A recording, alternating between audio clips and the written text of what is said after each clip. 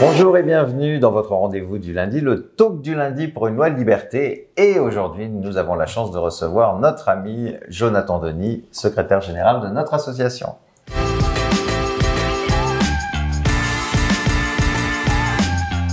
Alors, le week-end dernier se tenaient les journées des délégués de la DMD. Vous savez, tous les ans, normalement, c'est la dernière semaine de janvier, l'association réunit ses 120 délégués, les secrétaires nationaux, délégués nationaux, enfin tous les responsables de notre association. La situation sanitaire nous avait fait repousser cette manifestation en juin et malheureusement, nous n'avons pas pu la faire en physique, mais elle a quand même eu lieu sur Zoom. Alors évidemment, c'est pas l'idéal et on le regrette, mais on espère que notre assemblée générale au mois d'octobre à Nantes, eh bien, ce sera évidemment en présentiel. Alors, Jonathan, en tant que secrétaire général, gérait particulièrement cette journée. Alors, comment ça se passe, une journée des délégués? Puis, qu'est-ce qui s'est passé concrètement vendredi dans cette journée virtuelle?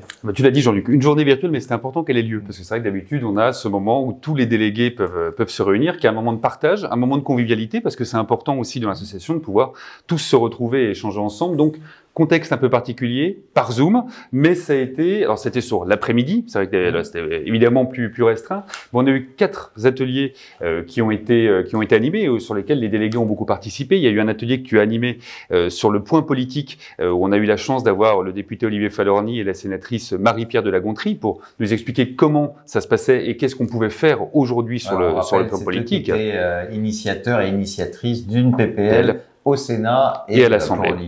À l'Assemblée. Donc ça, c'était le premier atelier. Deuxième atelier, on a eu la chance d'avoir Thomas Misraki, qui est journaliste sur BFM TV, qui est venu, alors c'est pas un cours qu'il est venu faire sur la communication, mais partager avec les délégués comment communiquer et puis comment faire connaître notre combat dans les médias, parce que c'est un point important, évidemment, pour faire avancer notre cause. On a eu la chance après d'avoir les jeunes ADMD. Alors, juste avant, peut-être sur Thomas Misraki, il a annoncé qu'il était adhérent de la DMD, oui, donc il faut quand même le dire aujourd'hui, c'est vrai.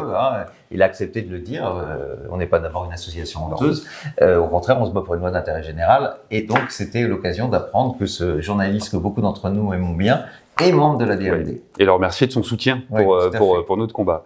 Et donc, troisième atelier, Benjamin, Matéli et Maxime Colobert, les co-responsables des jeunes ADMD, sont venus leur présenter évidemment ce que font les jeunes dans notre association, mais surtout annoncer l'ADMD Tour. Donc, je sais que Benjamin viendra en reparler plus amplement plus tard, mais voilà, l'ADMD Tour qui, cette année, va enfin revenir. L'année dernière, contexte sanitaire oblige, ça avait été fait par des petites vidéos, mais là, le bus de la liberté revient sur les routes de France à partir du 4 juillet, le départ à Paris. Et puis un dernier atelier. Et on en parle la semaine prochaine. Et on en parle la semaine prochaine avec Benjamin. Ouais.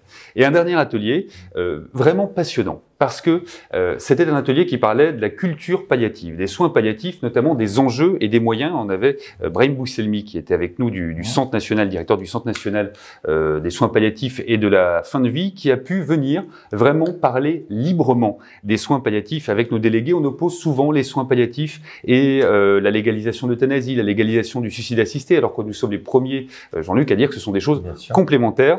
Et Brahim Bousselmi a pu vraiment parler des enjeux de formation sur la culture palliative et des moyens. On réclame évidemment l'accès universel aux soins palliatifs, et dans la bouche de Brahim Bousselmi, on a compris que oui, il fallait absolument ces moyens-là, et qu'enfin on n'opposait plus les choses, mais qu'il y avait un travail complémentaire à faire. Et c'est un atelier qui a été très bien accueilli par nos délégués. Il y a eu de très très beaux échanges, et ça pouvait clore cette journée importante pour tous les délégués, importante pour toi, importante pour moi, parce que voilà, on se retrouvait, et on espère évidemment retrouver nos délégués très rapidement, physiquement, à l'Assemblée Générale, on espère le 2 octobre à Nantes. Alors, on les a un peu retrouvés ces derniers temps grâce au marché, la DMD, je vous rappelle, on a été ces dernières semaines sur 150 marchés, on était d'ailleurs ensemble dans le 12e arrondissement au marché Porte Dorée. On verra prochainement d'ailleurs dans nos invités Pierre Juston qui a organisé aussi. Et puis les réunions vont reprendre peu à peu, puisque moi-même je serai à Nice le 18 juin, jour célèbre d'un appel qu'on a tous connu, et j'espère que nous aurons évidemment avec nous notre amie Marine Brenier qui a fait tant et qui continue à faire tant au Parlement. Alors, avant de terminer, quelques mots L'interview évidemment de Yann Brossa qui parle de la mort de sa mère qui s'est donné la mort, qui n'en pouvait plus. On aura dans les semaines qui viennent l'occasion de revoir Yann Brossa, en parler avec lui directement. En tout cas, un témoignage d'une grande humanité et qui est important et qui montre une fois de plus à quel point les choses sont difficiles. Je ne sais pas si tu as pu voir ce... J'ai pu voir, j'ai pu voir. Je l'ai vu derrière également sur LCI puisqu'il avait été invité pour en parler. C'est un témoignage bouleversant de Yann et de ce qui se passe aujourd'hui. On se rend compte que c'est pas des cas par-ci par-là comme on veut le faire croire, mais non, ça touche beaucoup de Françaises et de Français qui ne sont pas respectés dans leur dernier choix. Clairement.